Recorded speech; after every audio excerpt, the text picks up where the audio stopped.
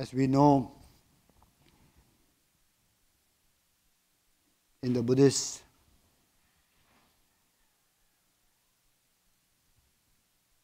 teachings, we are all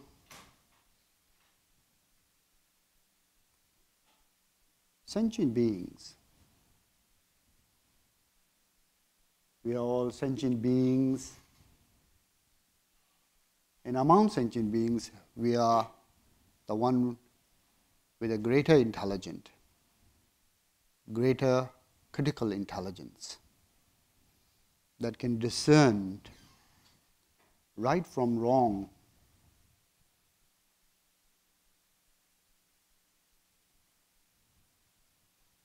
good, wholesome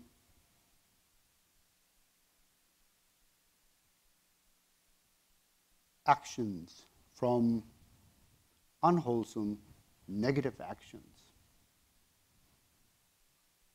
Because we have the mind of being able to self-reflect and analyze our experiences.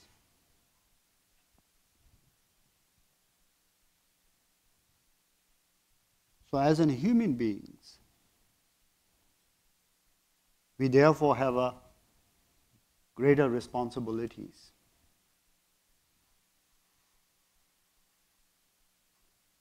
And with this greater responsibilities, maybe we can make a lot of differences and change our own lives as well as lives around us and possibly the world that we live in, as well as also the environment, other species who also live in this world with us.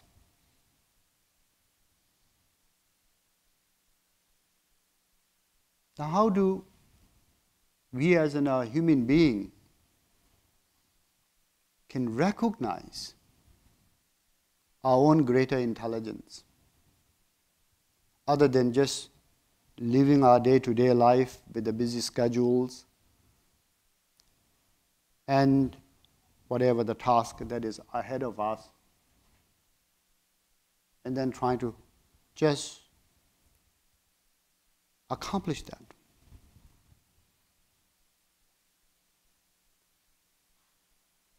I think many of the people may not have the privilege, but many of us have the privilege to take time to really look at our own lives, look at our own internal lives. Our internal life and our external life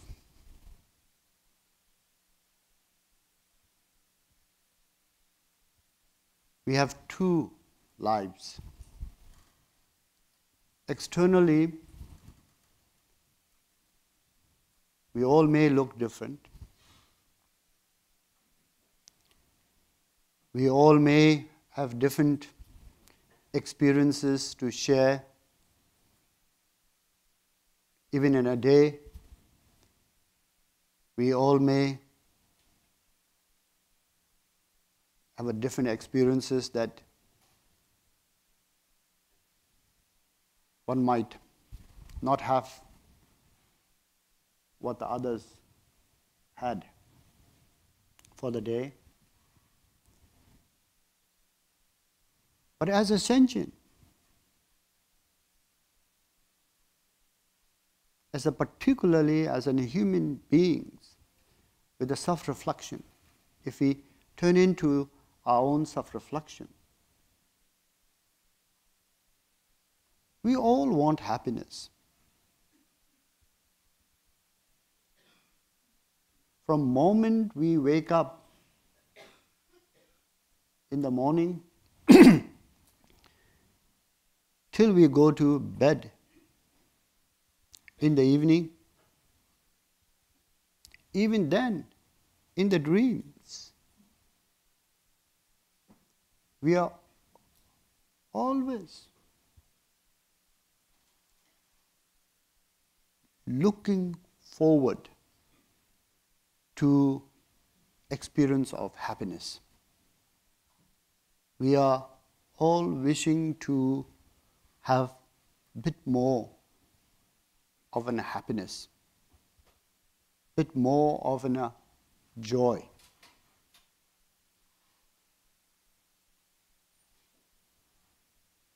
Similarly, we are all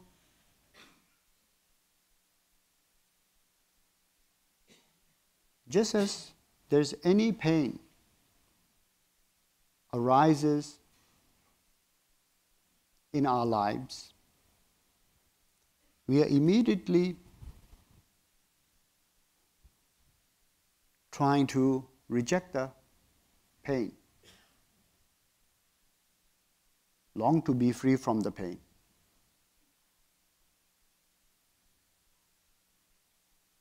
Wish that we could eliminate the cause of the pain. Now this defines us all as an ascension. Ascension with the mind naturally comes with the happiness as an experience of the mind, and suffering as well as an experience of the mind. And as the happiness occurs, we want happiness. We want more happiness. We want more joy. We wish to be happy.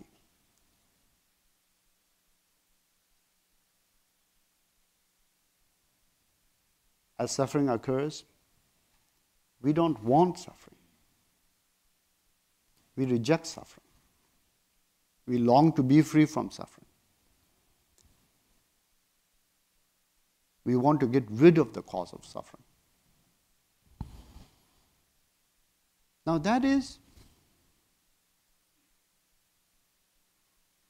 there, and that binds us all together. This is what binds us as a one another human beings. This also, in a broader way, if we look at it, binds us with the other sentient beings. Externally, however, we look different. We are from a different cultures, different backgrounds,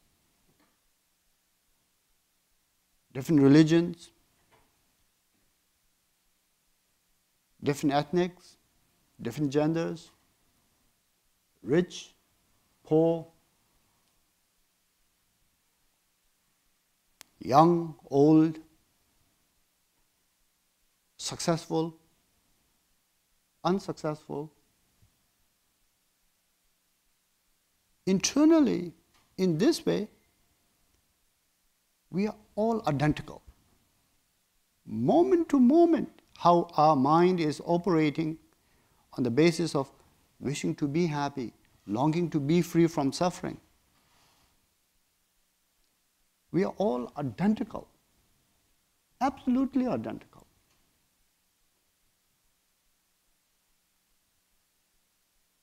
Recently, I was in California, I was in nearby a river, Ill River, and I was sitting quietly nearby the river, and then I saw this water skipper.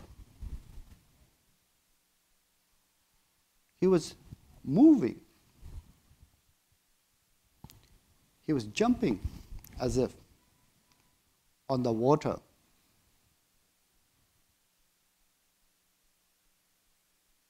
And when I looked at that water skipper, every move that he was making from that instinct of trying to achieve some happiness, trying to have some joy or satisfaction of happiness and joy. And I'm also doing the same.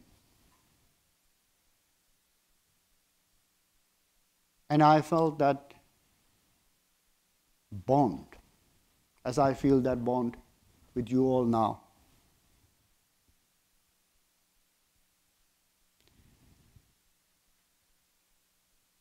So in that sense, feeling that bond has to come from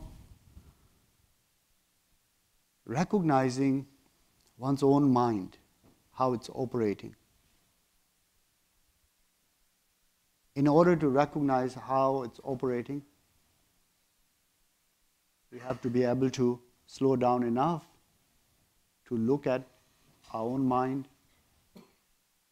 as what the Buddha have said. Is it true that we are always seeking happiness? We are always longing to be free from pain and suffering. Now, if that is true, then when you look out, whatever the signs that is there in you, in your physical actions, in your speech, in your mental thought process, in any of those three behavior that is guided by that intention or that is guided by that longing, you could immediately see it in others. It might look a little different. It might have a little different shapes and forms. It might be expressed a little differently.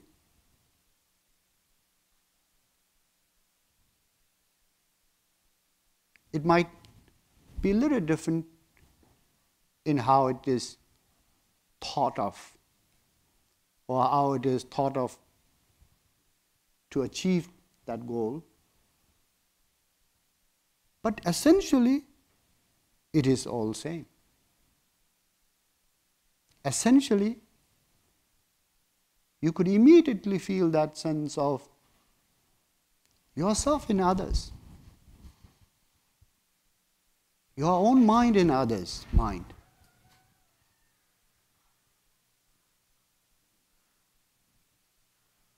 Or your own mind in others' body.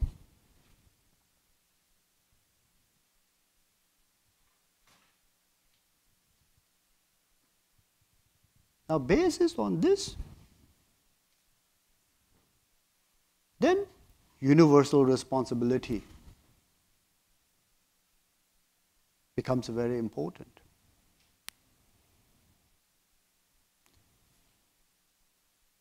Universal responsibility here means we can think for oneself, one singular person, or we could attempt to think beyond that. The habit is that we have for countless of lifetimes or maybe perhaps for much of this lifetimes,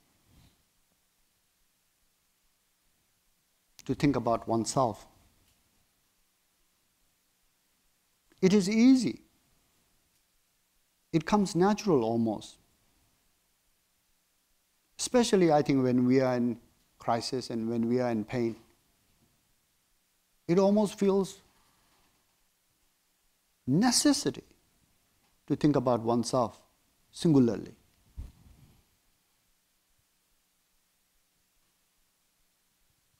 But if we don't go against the habit, there's no way to go against the ignorant. There's no way to go against the confusions.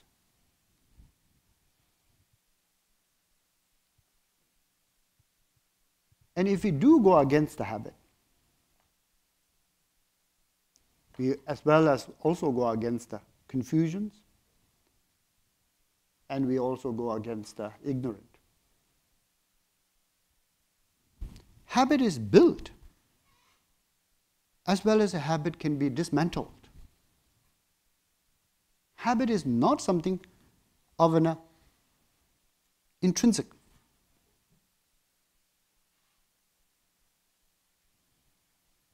So therefore, I think in the Buddhist teachings and also in the other religions, the great sages, the Buddha and the Christ and many others have spoken how important it is for us to go beyond our small self, singular self. How beneficiary it is to go beyond our small self and singular self.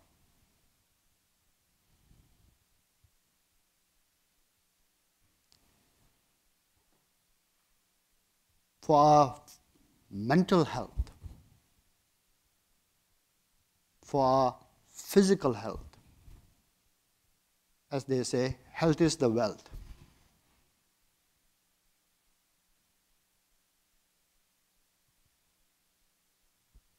To be able to go beyond is to cultivate that well-being of the good health,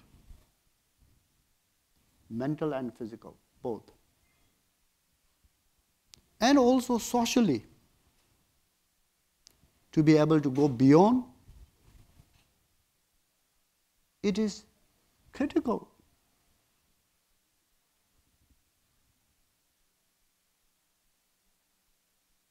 So as also to do any good in the world, succeed in doing any good in the world, it is initially very important to learn how to go beyond oneself in one's care.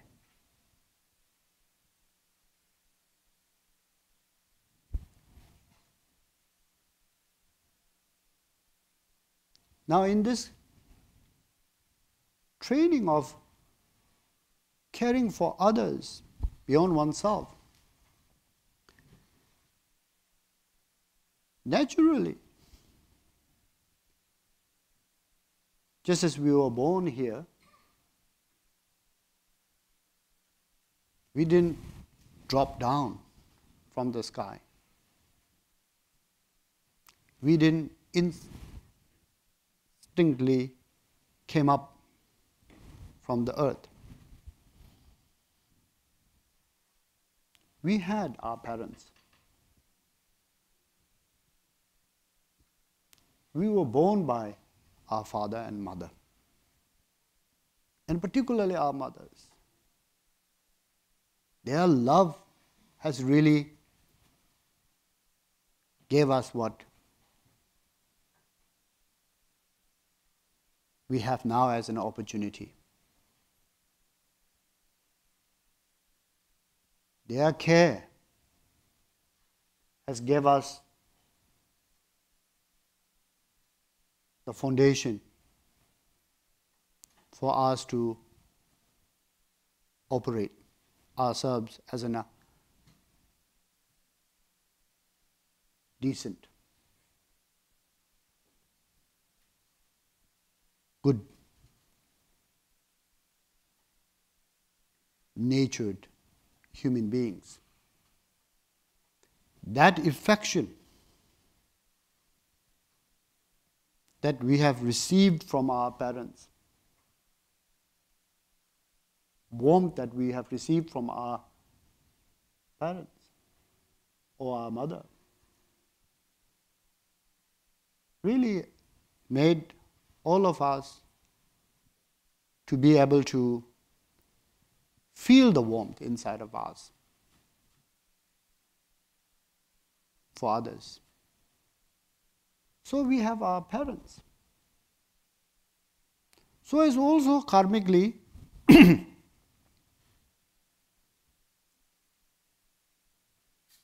we often have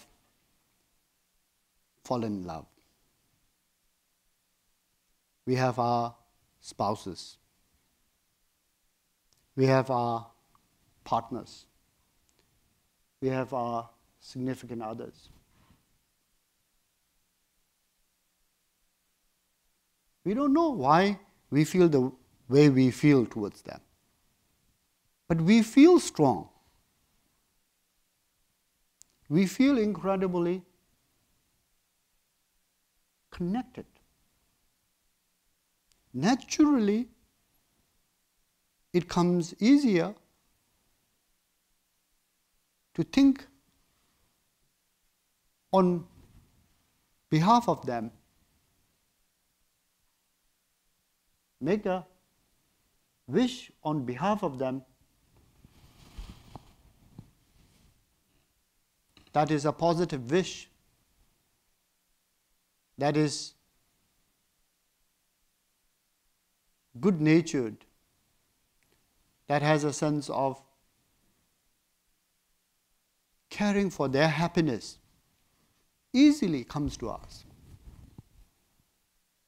And we also enjoy doing that so when we are in a good mood.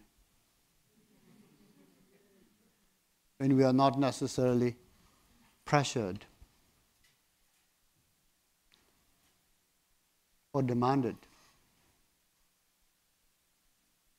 We feel something opens inside of us by doing that so. And it nurtures ourselves. It fulfills our own need of being able to care and express our care to others. Though we are maybe able to do this and that for the others, at the same time, we ourselves are almost as a recipient, or even more so than a recipient of the gift that we give.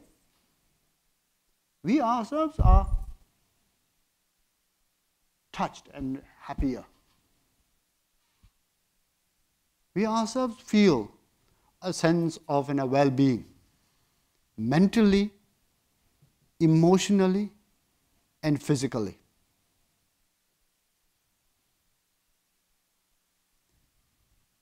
So, it's not out of reach to love and care. We already have our parents. We already have our spouses. We already have our children. Especially with the children. Sometimes the love comes so strong. The care comes so strong for one's children that you could almost sometimes not bear it. It almost becomes too much.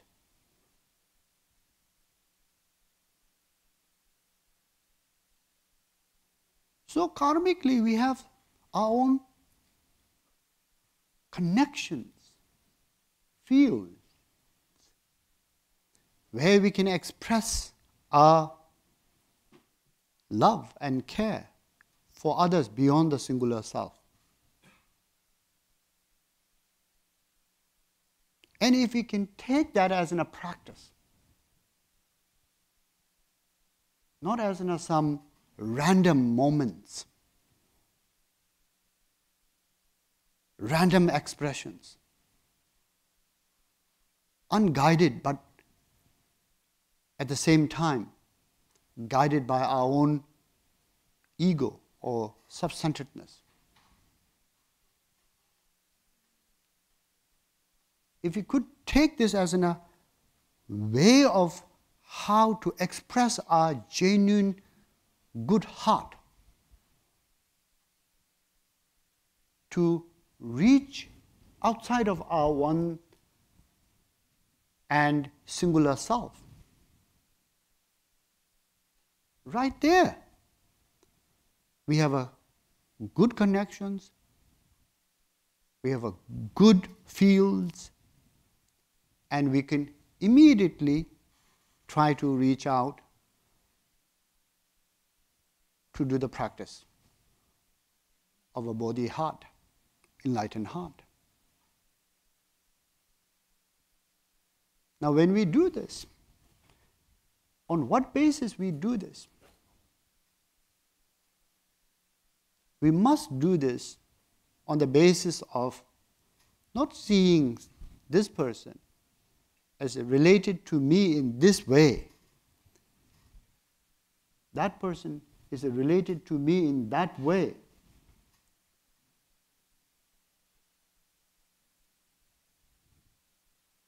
This is my children. This is my parents. This is my spouse. Because in this kind of a conceptual thinking, many with a good heart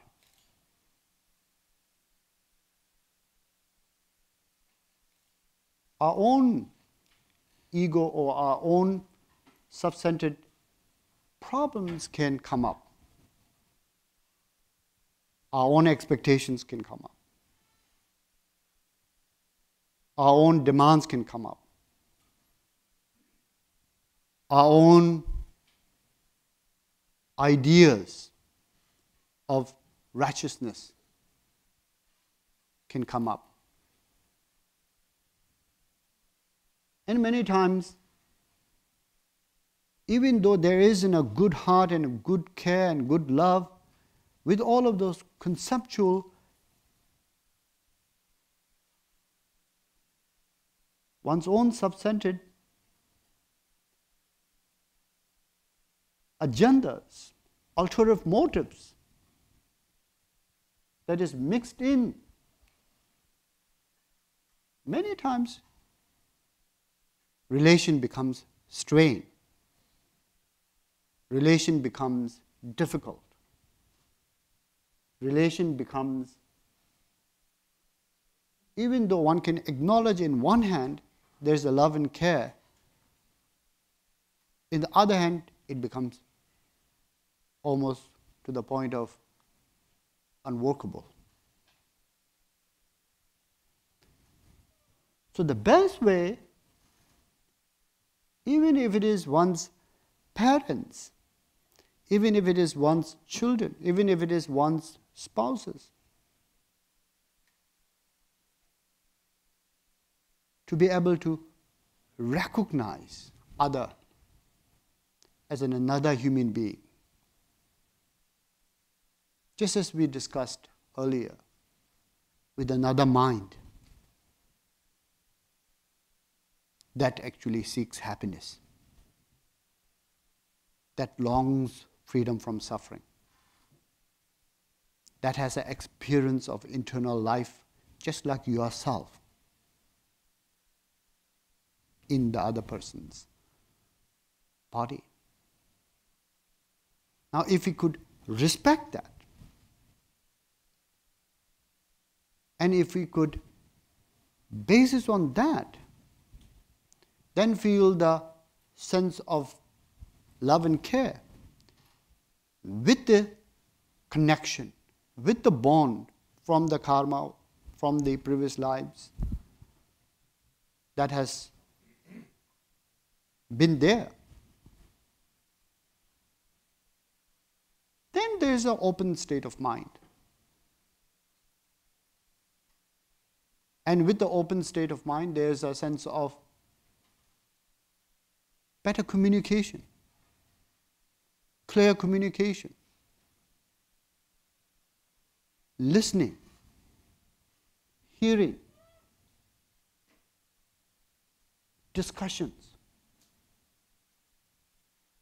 not clashing ideas.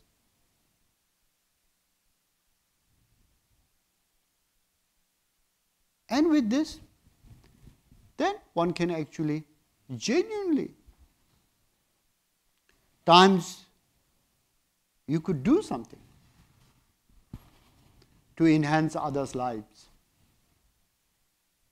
with what you have in your hands, in your power to do something. And other times, you might not have anything in your power, in your hands, to enhance others' life. But nonetheless, that love flows continuously, care flows continuously, goodwill flows continuously, kind thought flows continuously. It could be geographically apart. One lives in other side of the world, another lives in the other side of the world or continents. But mentally and emotionally, one can feel very close, and one can energetically feel very much in touch with one another, always feeling the sense of support and warmth,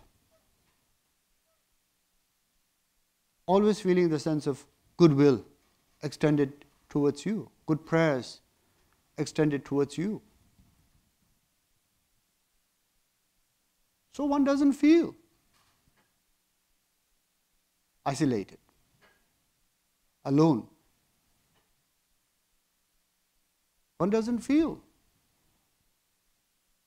cut off. So in this way, if we could, based on the recognizing how we are all as an ascension with a mind that wishes to be happy and longs to be free from suffering, can connect with one another.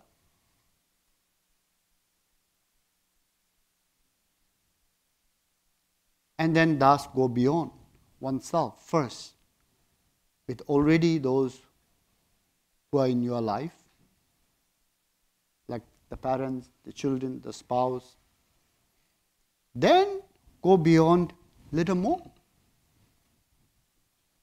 in one's workplace.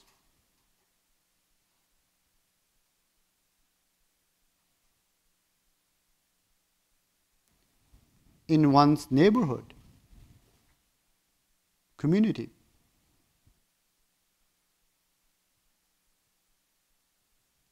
And in one's extended family.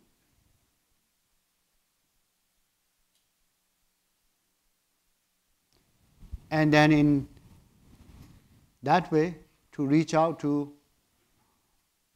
all of the citizens of the world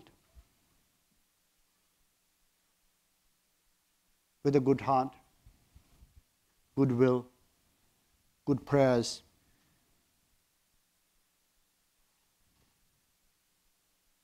with a sense of wishing deeply how would it be if they are all to be happy? How nice would it be if all could be happy? Just as that wish is there in the various ways, if they could all be happy. That thought seems very simple.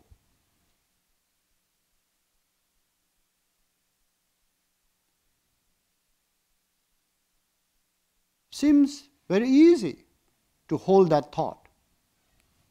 And it is simple. It is easy to rise that thought in one's mind. But to make that thought a genuine, heartfelt,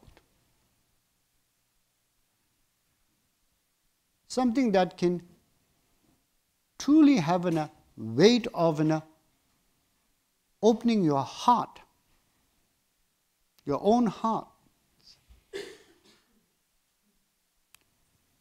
to flow the unconditional love, unconditional care. It takes practice. Though thought is the same, over the time your relationship with that thought changes with much of just practicing over and over and over by generating the same kind thoughts towards others. Now at some point, when you are able to extend that kind of a wish from the open heart, with the love, with the care, flowing towards all 10 directions, where there is no boundary, as there is no boundary to the space.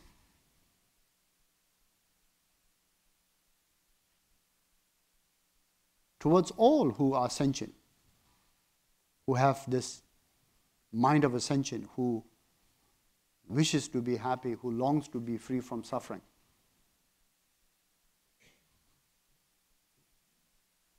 Just as you know how to actually wish for yourself to be happy instantly,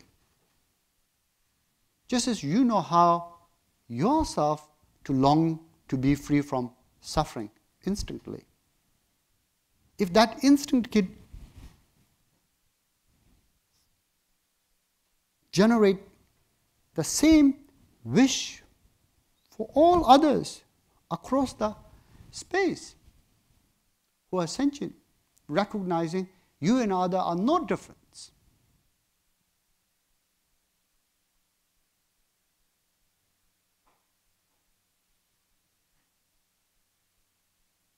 And there is no reasons to focus on one singular self. As there are many parts of the body, we can care for this body as in a whole one body. Like that, all as sentient, rays of an ascension, as in a one whole sentient being, we can extend that kind of love and care and good wishes, good prayers. And when we are able to do that, so that becomes then the unconditional, universal love and care, and taking up the responsibilities.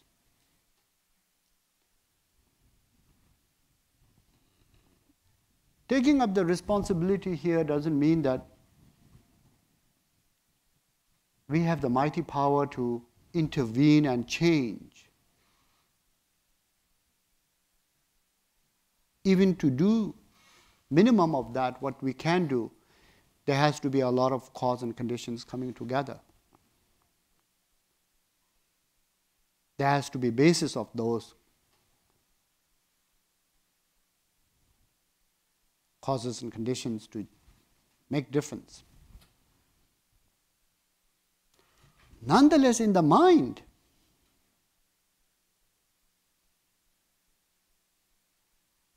in the free will, in the sense of goodwill, we are not bound to conditions. We are not bound to make the conditions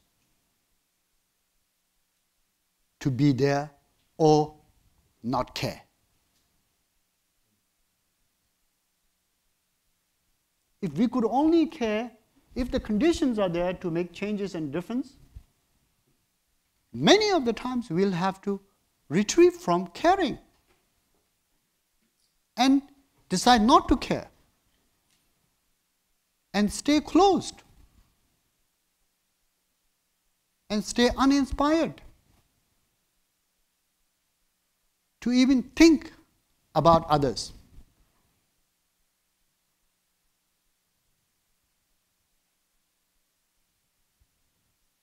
Therefore,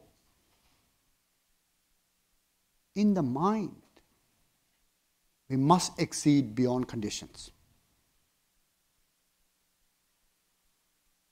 In mind, in our love and care, we must exceed beyond conditions.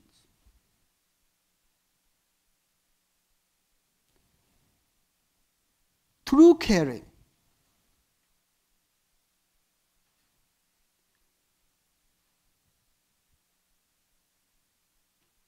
even the conditions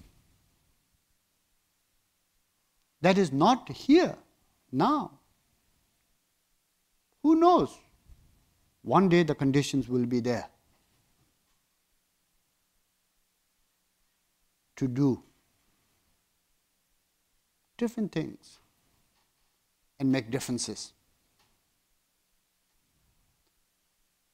If the conditions have to be there in order to care,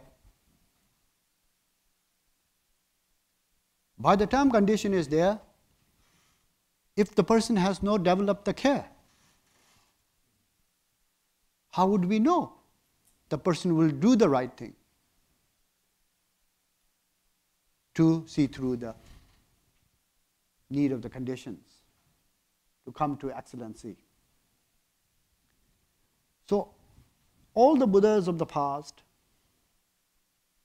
and the Bodhisattvas of the past, and the great masters of the past, sages of the past, chose to love and care beyond conditions, and then gather the conditions over the time. And make the conditions successful to bring it to the optimum positive results. So in this way, I think for us to be able to learn how to care is a basic steps and then dream bigger and bigger and bigger. How one can actually put that care into work and what one can do to make that great aspirations to come true.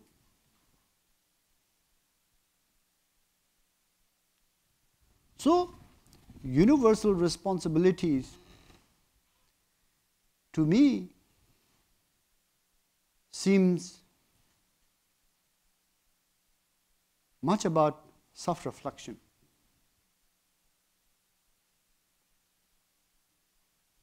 Acknowledging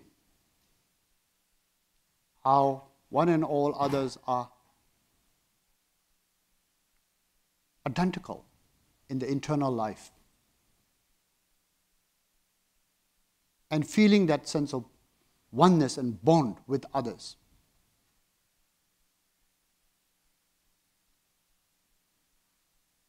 And from that, learning how to uplift your lives. Make differences where you could make differences in your current relations, in your current situations, and grow out of that, and grow bigger and bigger and bigger, and then dream bigger and bigger and bigger.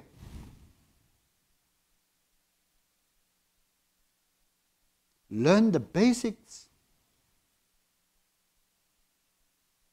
and then manifest as you learn.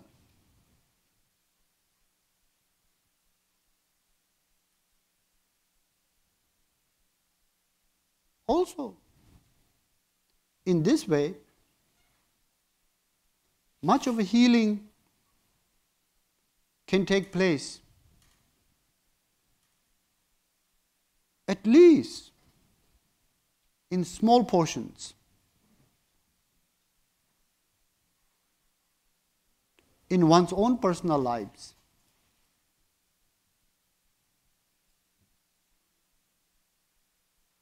And those healings will add up to bigger healings.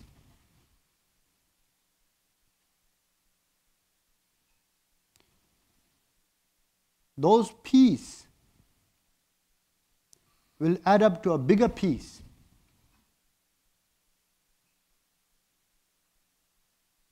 And by some chance, someone from here, as actually President Obama was from here, when he was student here. I don't know whether he has thought that he was going to be President of the United States.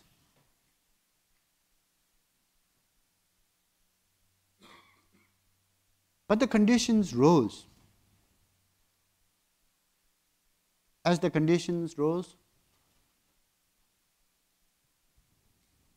he embraced it. And he's the President of the United States. So as like that, if something unfolds, one of course welcomes. But if not, that one is President of the United States, nonetheless one can make a lot of differences in the world. And I feel this great school of Harvard and the many other great schools in the country, so as also in the world, as His Holiness Dalai Lama is always saying, I truly agree with this.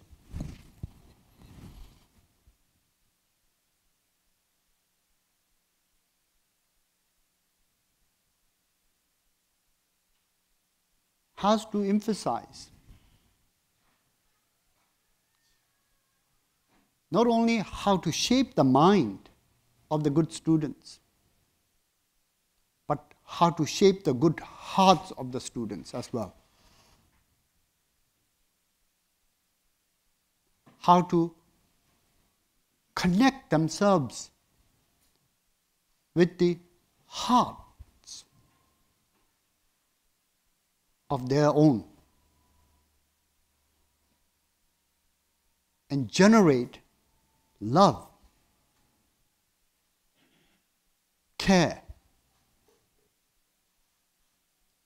and expand their love and care beyond oneself.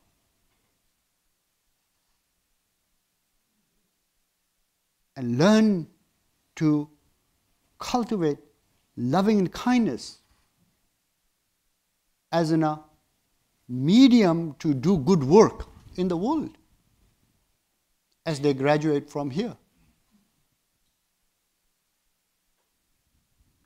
Learn to generate compassion as they become the leaders of the world, leading the world, shaping the future, guiding the rest of the humanity.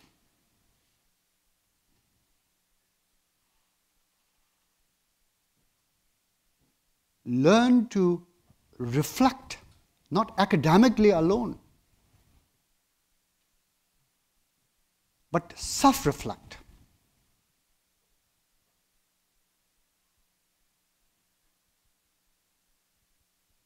Self-reflect upon one's own experiences.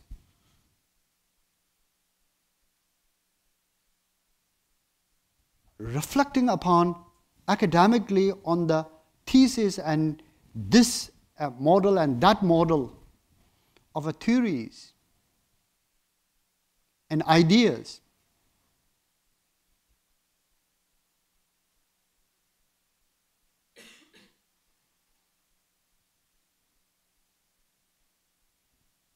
Can exercise one's intelligence and learn to modulate others' way of thinking. But if one doesn't self-reflect, if one doesn't self-reflect with one's own experience as in a field of self-reflection and come to be in touch with one's own good heart or one's own humanity that is inside of oneself, one cannot serve the humanity out.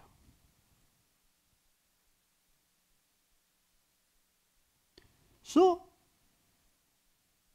as I think in the last centuries, much of the development of the science and technology in the world has enhanced the world, and world has reaping the benefits of that.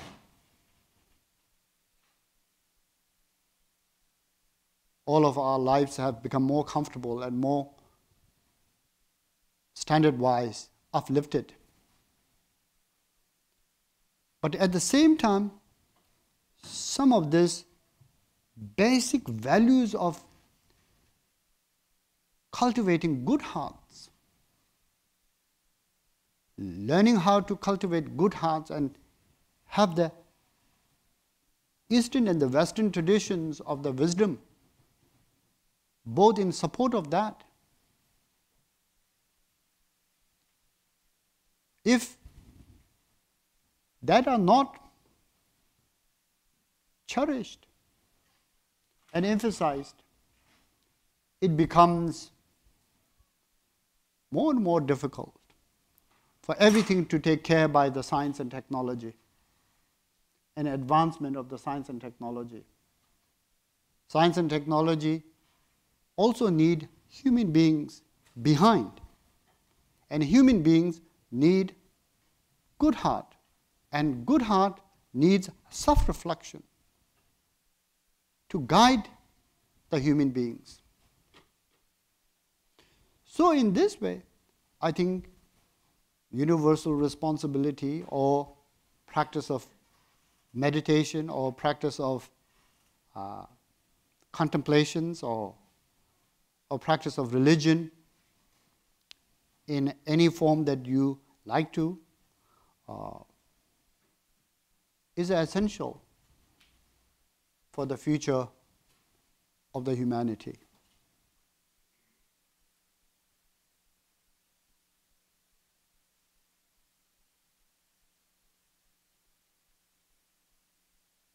I will stop here, and if there's any questions, please do ask.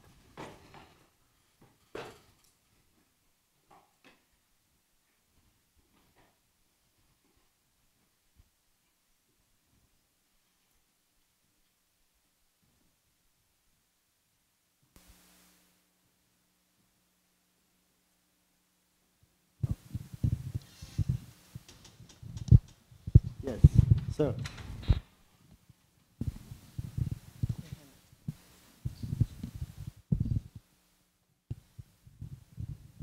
Thank you, Rinpoche. I really appreciated the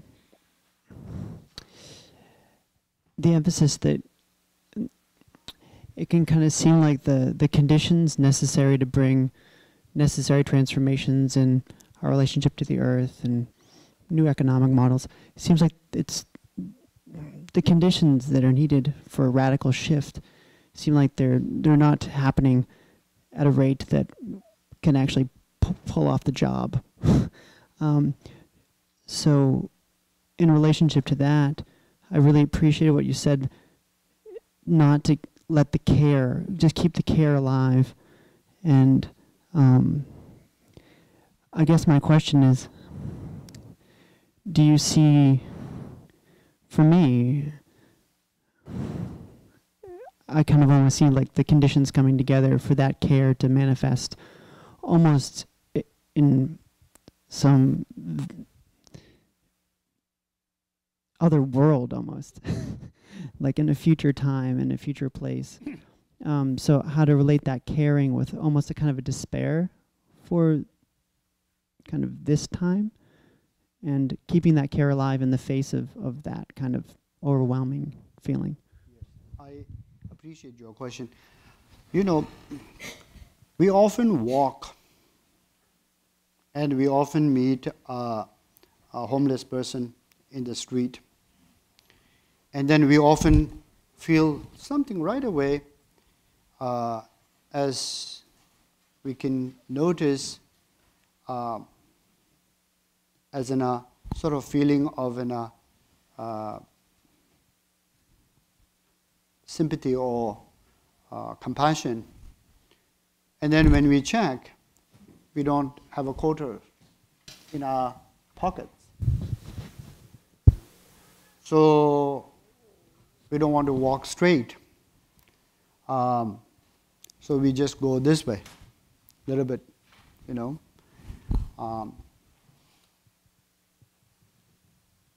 But if you stop caring, right, at some point,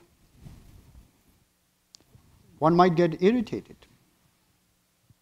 that this homeless person is always there in your way. You might actually become resentful, you know. Even though initially you felt that sense of sympathy and compassion, and even wanted to do something, and you checked your pockets, you know. But if you don't stop caring, and if you don't stop feeling the sort of a situation here and the empathy and the compassion, maybe in the day one you didn't have the quarter in your pocket, and you just walked a little bit around the homeless. But in the next day when you checked, you had 3 quarters. You could actually spare 1 quarter and keep 2 for yourself. Condition has arose that you could do something to get the satisfaction of meeting the situation appropriately. It all comes from continuing the care, not turning that care into a sour experience of not immediately being able to do something and therefore stop caring. So, I feel much of the good work in the world that has been done with this attitude. Even the condition is not right now here, but not stopping to care and continuously care and feel the empathy and feel the compassion, then condition rose over the time. That alone has a tremendous good merit to bring the condition forward in one's life. Prayer is a powerful thing to bring the conditions forward in one's life. If you stop caring, there's not going to be a prayer. There's not going to be aspiration. Now, there's not going to be any reasons to connect with the situation once again. So, we as an all, if we are to become Buddhas of the future, it's only through this kind of a caring and this kind of a development of a good heart we will become our Buddhas to do the differences in the world. It's not, conditions will rise.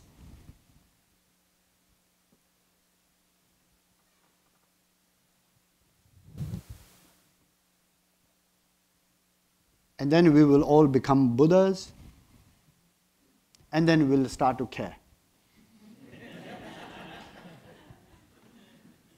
It's the other way around. Here, gentlemen. Thank you, Rinpoche. My question is about the distinction between being and doing. So, as in being caring, as opposed to doing acts of caring. And this is in part based on my experience taking a job in the in the change the world sector. I went from a corporate job to a nonprofit job, and somewhere in the process of my nonprofit job realized that actually I wasn't being caring, and that the people closest to me in my life were kind of the best measure of that I was not being caring, but I wanted to think of myself in a certain way. So I had jumped into a job and thought that was, that was the necessary outcome.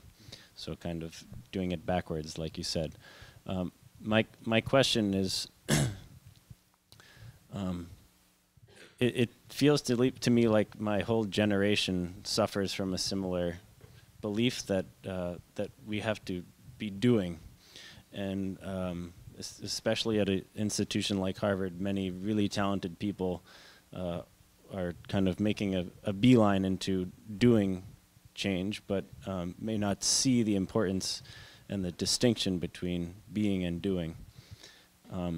How would you explain the importance of that distinction to someone who is 21 or 22 and maybe a victim of this culture that we have to be doing and not see the importance of being? Yes. Well, as far as the doing is concerned, we never can surpass the science and technology. A technology that we have in hand, no human beings can do what our technology can do. But that doesn't mean that technology is changing the humanity. If the humanity is to change for the positive or for the negative, it has to be human beings. And what is the difference between the human beings and the technology? Technology doesn't have a mind of its own. Human being has a mind of its own. An essential part of the human being's mind is a self-awareness. And the function of the self-awareness is it reflects what your experience is like. How your experience is happy. How your experience is suffering, what enhances the happiness, what enhances the suffering, how to go about to make the changes from the causes and the conditions that enhances the suffering to be slowly and gradually whatever the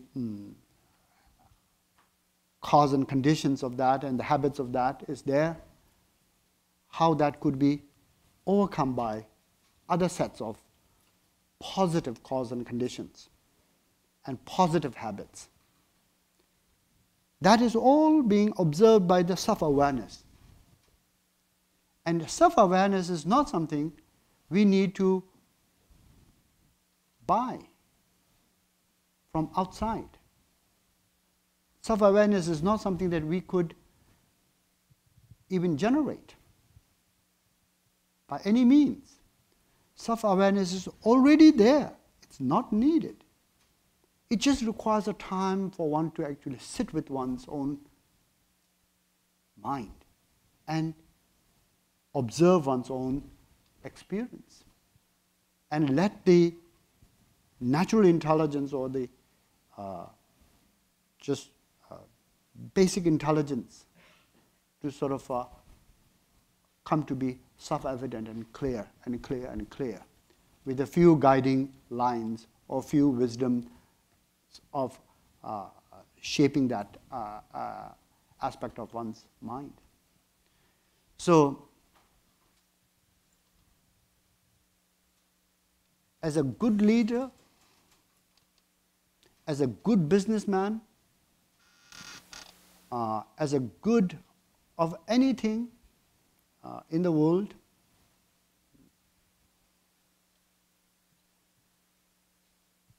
it is, of course, the performance, and the performance maybe is overemphasized because performance is something all can see. The mind is not something all can see. So performance becomes a reference point of who one is or where one's mind is. But nonetheless, from the person's point of view,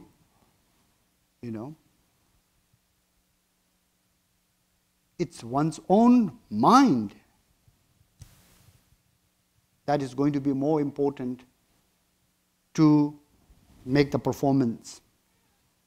And performance, therefore, if it is worthy or not, depending on one's own state of mind and where the state of mind is. If performance is really excellent, if the one's state of mind is not in a good place, maybe others can perhaps to some extent appreciate of your work and enjoy the benefits, but from one's own self,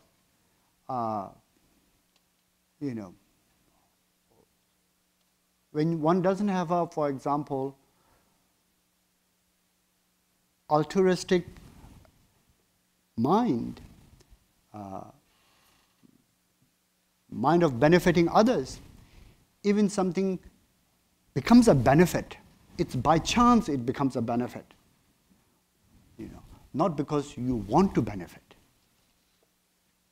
So one cannot reap the satisfaction of that. So I feel from individual's point of view, it's always going to be the mind and learning how to have the best of the best state of mind first to know how to get into the right conduct and perform well. Thank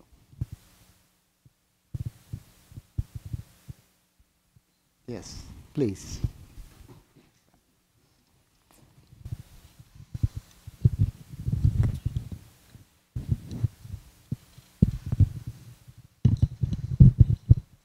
Thank you, Rinpoche.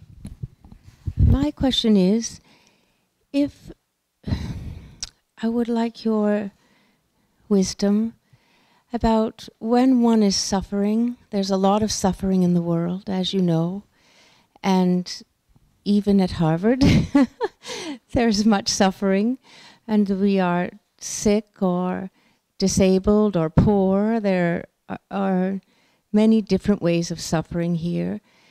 And when one is suffering, it feels so hard to care, to reach outward.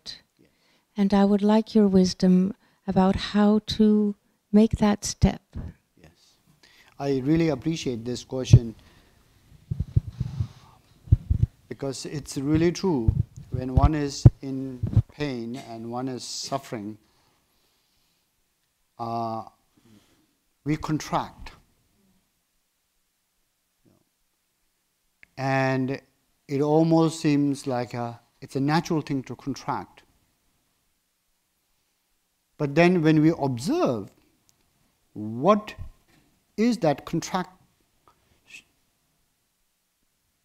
mind or contracting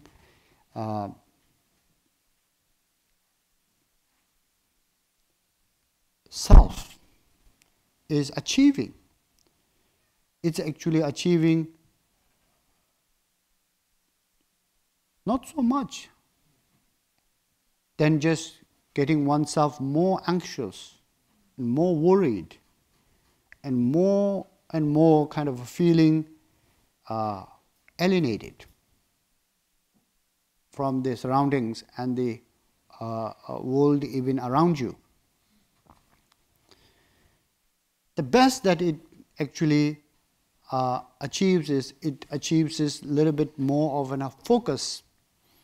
If somebody is not so good at focusing on one's own need and care. If somebody is a bit generally spacey or a bit generally not so much as quite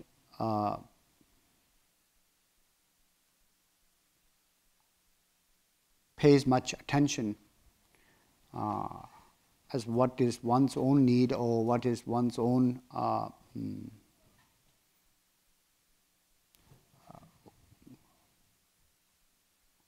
good care that one can give to oneself or one's situation.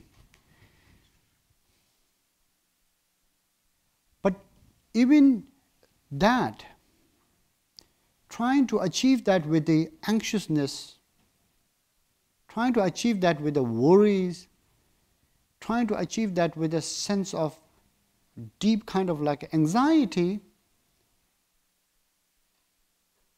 while feeling more and more isolated and alienated from others, it really doesn't seem like a good outcome. Even one learns to do that so. So, my suggestion and my own practice, this happens to me too, is for one's own mental well-being and physical well-being, trying to stay as much as possible with the pain itself or the suffering itself open, without contracting. Even the contracting comes and the anxiousness comes and the worry comes and the sense of kind of being stressed out comes, staying with all of them open and not trying to close down. And then if one can succeed in that, then in the other hand maybe try to explore what one can do as to pay attention to what is needed here, if it is physical or if it is mental, to make some changes in one's life or in one's care so that one can improve the health and the situations. It takes a daring. It takes a courage. Contracting doesn't take any courage. This takes a courage. And just to feel that kind of a sense of a courage in itself is, I think, a great remedy for one's own suffering. Even though suffering doesn't change, suffering becomes somewhat workable. That's what I would say, yes. Yes, gentleman back there.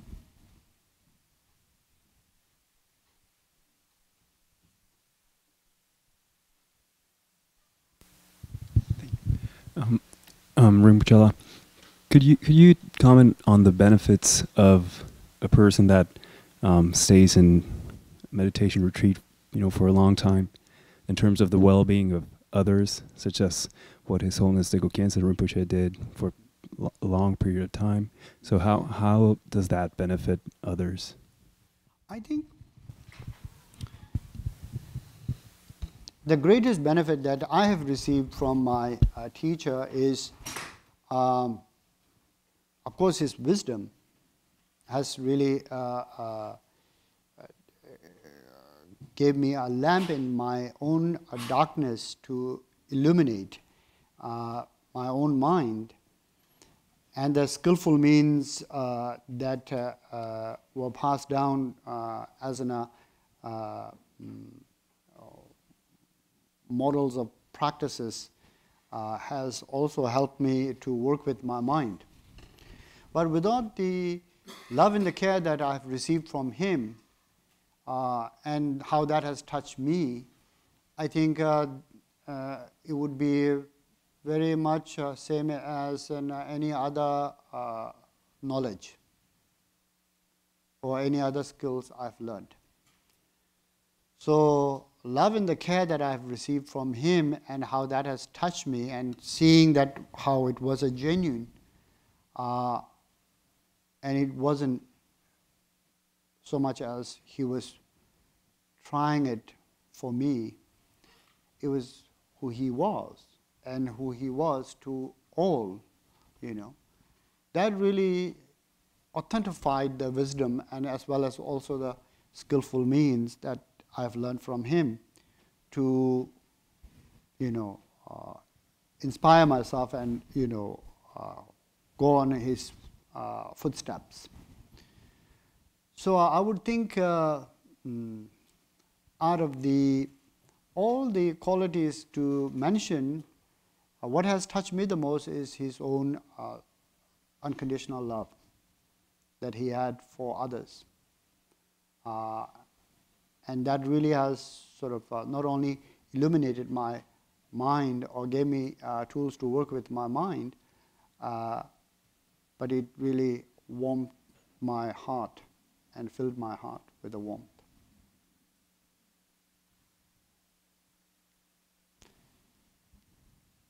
Back here.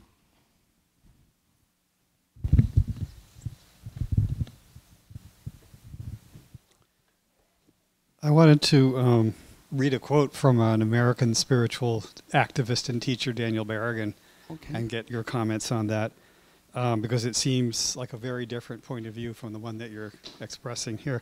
I'll read a very small piece of it. He says, "The notion that one has to achieve peace of mind before stretching out one's hand to one's neighbor is a distortion of our human experience and ultimately a dodge of our responsibility. Life is a roller coaster, and one had better buckle one's belt and take the trip."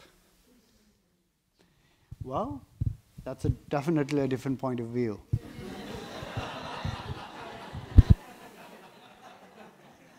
I truly agree with him that the life is a roller coaster.